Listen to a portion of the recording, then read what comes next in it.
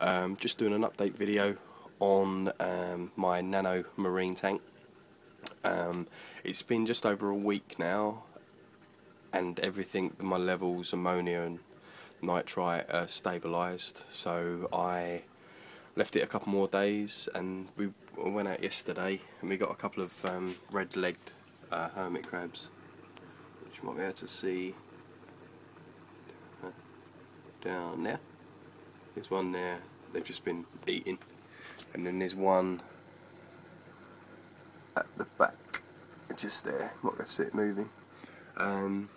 Yeah, so they're getting on really well. New additions, I've added another power head. This is a new wave one, and it's a variable. I think it's about 700 to 1400 litres an hour, I think. And all you do is just got like a sleeve on it, and you just sort of pull the sleeve from there forward, and it sort of reduces the flow rate. But I've just got it wide open just to sort of really mix the water around.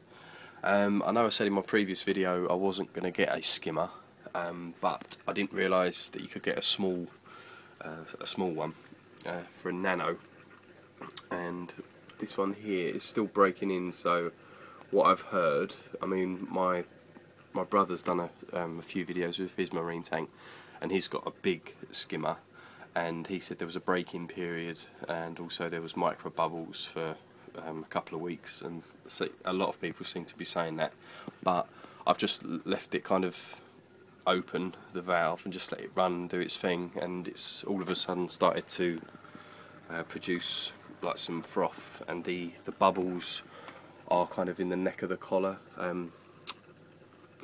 I don't know, like just above the water, so they're sort of sitting there, and the foam's actually starting to take things out of the water now, which is good.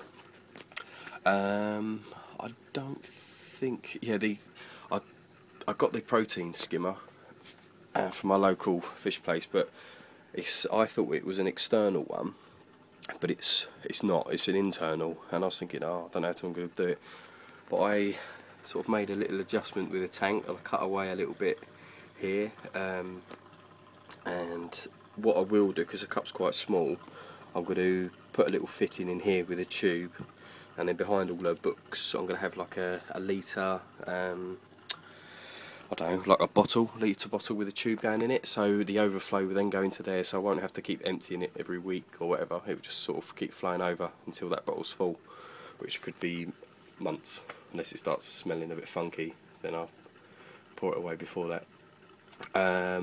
I've ordered my LED lights. They got delivered today, so hopefully I'll fit them tomorrow. I went for the white, reef white and blue, which I think is going to look really, really good in this tank, and more than adequate for soft corals and all that sort of stuff. The other thing, I've ordered a little external filter, because I was going to have an internal, but I just don't want a lot of stuff. I've already got the skimmer in the tank, and I know it's a low profile one. I just don't want to clutter the tank too much, because 2 power heads, a heater and a skimmer, that is the maximum I want in there.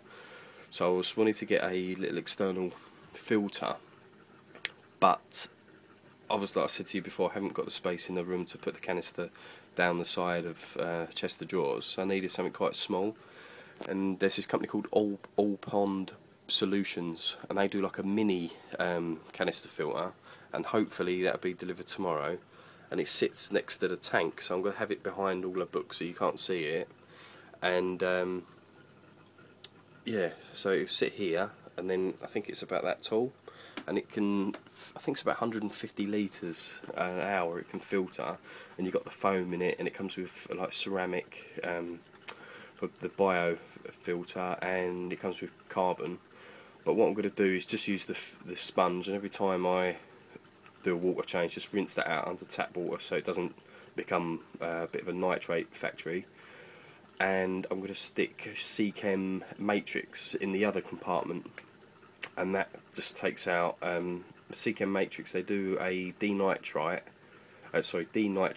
and the matrix, but I think the matrix works better. I think it's reusable as well, so I'm going to put that in there just to keep the nitrates nice and low, sitting near zero. So yeah, that's the plan. So as soon as I sort of add anything, I'm hopefully going to add some kind of shrimp or something in another week or two, and then wait about a month to 5 weeks and hopefully get my first fish in there. I want to do it nice and slow, sort of phase it in, so it's all set up and the ecosystem is nice and strong to deal with all that sort of stuff, and I'm not creating work for myself. So yeah, hope you like it. Any comments or any tips for me, that would be brilliant. Yeah, alright, laters.